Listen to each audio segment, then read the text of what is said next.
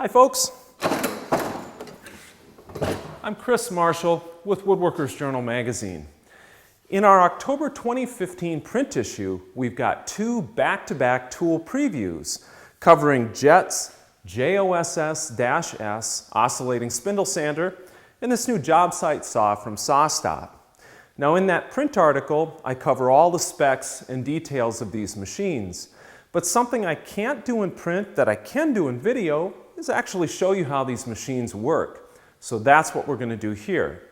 We're going to take a closer look at Jet's performance during sanding, and then I want to show you a basic capability that not all rolling table saws can do, but SawStop's job site saw can, and that's dadoing. Let's take a look at the sander first. First of all, when you're setting up the machine for sanding, Jet makes it really easy to change the steel spindles and rubber sanding drums that come with the sander. It's got a spindle lock that works just like you're changing bits on a router.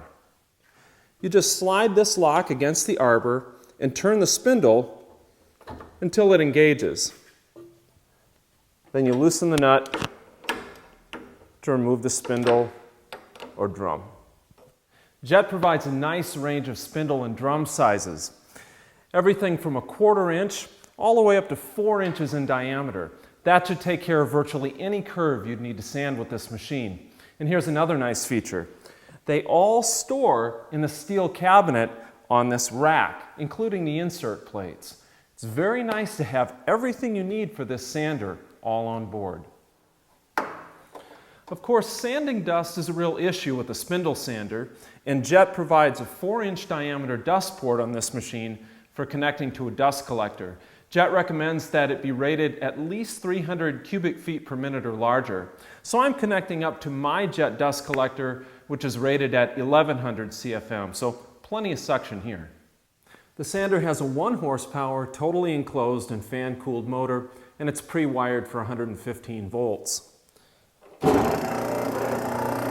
under power, it's pretty quiet.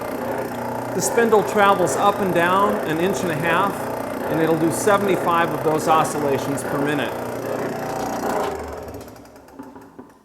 So let's see how well it works sanding a curve on this thick piece of walnut. As you can see, under power, the Jet sander doesn't bog down, and it sands the stock quickly to my layout line using moderate feed pressure. The sanding sleeves that come with the machine are 60 grit, and that helps speed the process along too. And the spindle moves smoothly without slipping. That's because the machine's motor connects into the gearbox directly with no V-belts that could slip under load.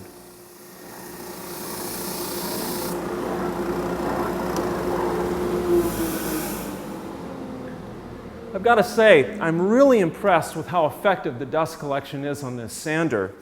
The slots on these insert plates do a great job of drawing dust off the table and into my dust collector.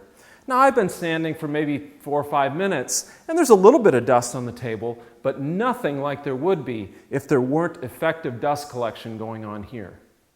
When it comes down to it, a spindle sander does one job and one job only, and that's sanding curves.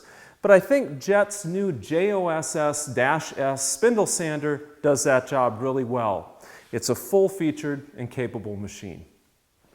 This past spring, SawStop set a new benchmark when it unveiled this 10-inch job site saw. That's because this saw has the same skin-sensing blade brake technology as other SawStop saws, only this saw sits on a fully collapsible scissors-style stand for portability. Stepping on one foot pedal allows you to stand it up so that you can roll it around dolly style, and stepping on the same foot pedal makes the stand easy to set up. It's a good design. Now, ever since I've had this saw in the shop, I've used it for all manner of basic ripping and cross-cutting tasks, and its 1.5 peak horsepower universal motor is entirely up to task for that work. The rip fence stays parallel to the blade and it locks down securely. All good signs of quality that you'd expect from a SawStop product. Now, most job site table saws can make those sorts of basic cuts just fine. But what makes this saw particularly useful for woodworkers is that it will also cut dados and grooves up to 13/16 inches wide. And it'll do that with a standard 8-inch stacked dado blade set. Now you'll need this special dadoing brake cartridge and a throat plate, but the cartridge is easy to install. To set the brake system up for dadoing, you unlock a key, slide the standard blade cartridge out, and the dadoing cartridge fits on the same mounts as the standard blade brake cartridge. Reinstall the key, lock it down, and the changeover is complete. Now I've installed the 3/4 inch wide dado set and raised the blade to a 1/2 inch. That's a pretty ambitious cut for any job site table saw, but let's see how the SawStop does at cutting some dados on this piece of hard maple. As you can see, with a moderate feed rate, the saw makes repetitive dado cuts in this very dense hardwood cleanly and without bogging down. And when connected to a shop vac here, dust collection is extremely effective too. 3/4 inch wide dado cuts is pretty impressive for a portable table saw, but there's enough power here to cut grooves too. With the same blade settings, let's give that a try. The SawStop Jobsite Saw is still up to task for making a long, demanding cut like this. Using a dado blade to cut a groove wouldn't be recommended or even possible in some cases with some other brands of lightweight portable saws. So if your shop is short on floor space, or if you need a go-anywhere table saw with the kind of capabilities a woodworker needs, give SawStop's new Jobsite Saw a closer look.